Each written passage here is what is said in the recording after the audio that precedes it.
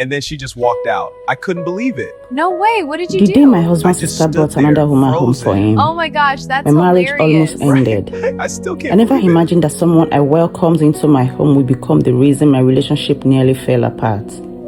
What started as a simple favor for family slowly turned into a nightmare I never saw coming.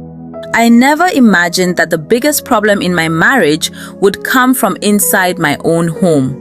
And I definitely never thought it would come from my husband's sister. But here I am, 5 months later, feeling like a stranger in the house I helped build. Sometimes I sit quietly in the living room and ask myself one question. How did everything change so fast? It all started 5 months ago. My husband came home from work one evening looking a little hesitant. He sat beside me on the couch and said, "Babe, my sister might need to stay with us for a while." I looked up from my phone. "Why?" "She just got a job in the city," he explained. "She hasn't found a place yet, just for a few weeks." I didn't hesitate. Of course she could stay. After all, she was family, and I believed family should support each other. So I smiled and said, "Tell her she's welcome." The first week was actually nice. I cooked special meals for her. I helped her settle into the guest room. We talked and laughed like sisters. She even thanked me one night and said, "You're a good woman. My brother is lucky." At that moment, I genuinely felt happy. I thought everything would be fine. But slowly, things started to change.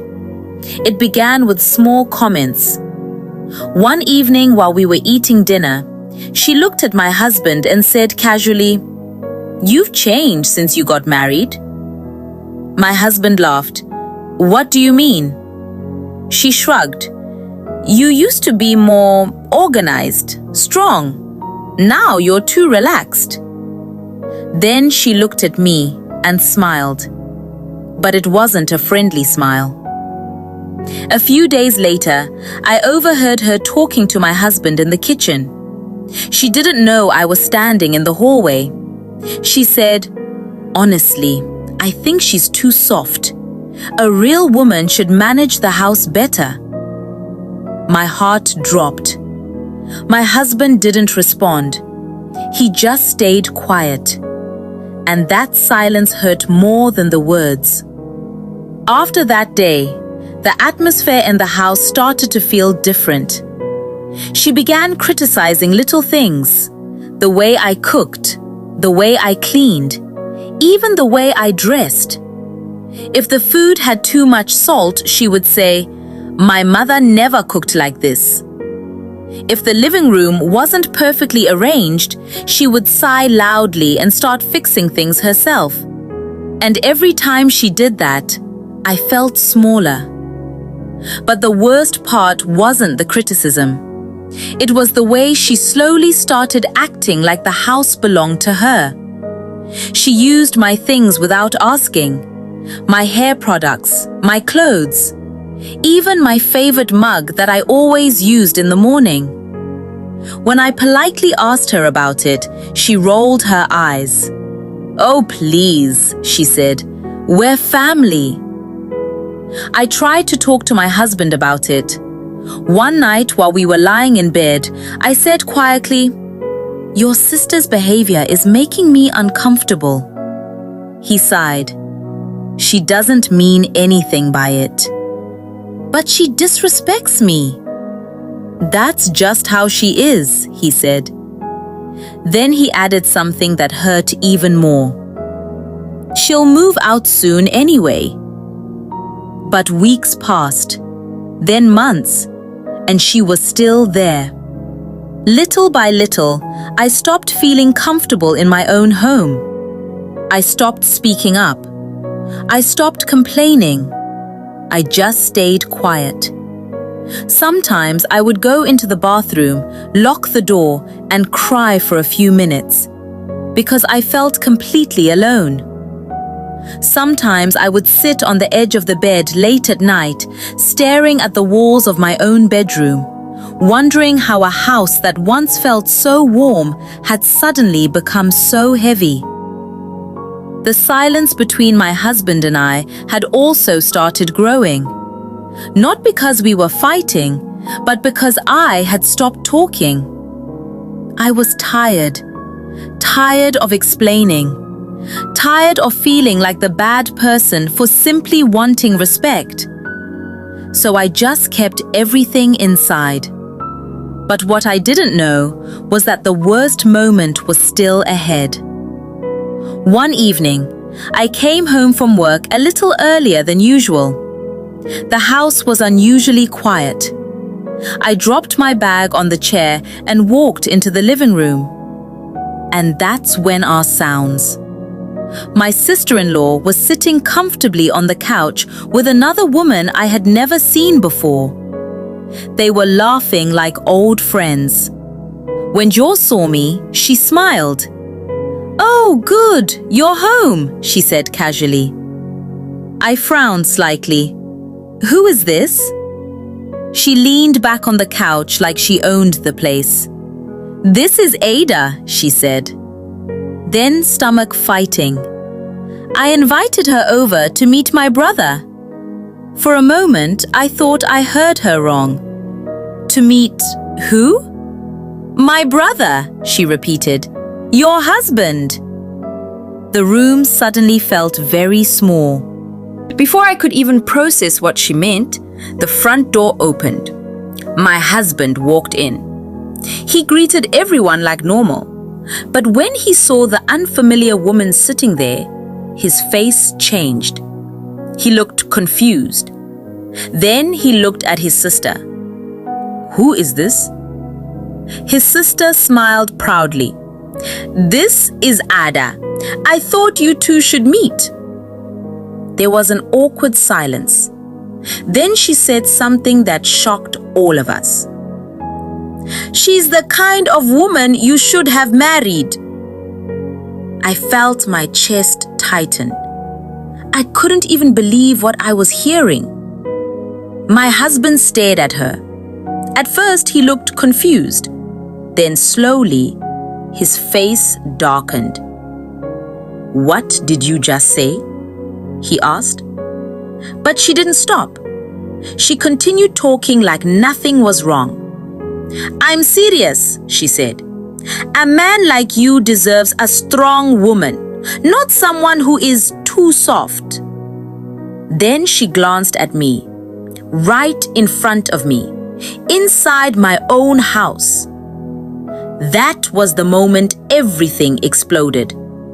My husband suddenly slammed his hand on the table. The sound was so loud that everyone froze. "Enough!" he shouted. I had never seen him like that before. His sister looked shocked. "What's wrong with you?" she asked. But this time, he didn't stay silent. "You have disrespected my wife for months," he said angrily. "You criticize her, you undermine her, and now you bring another woman into my house to replace her?" The room went completely silent.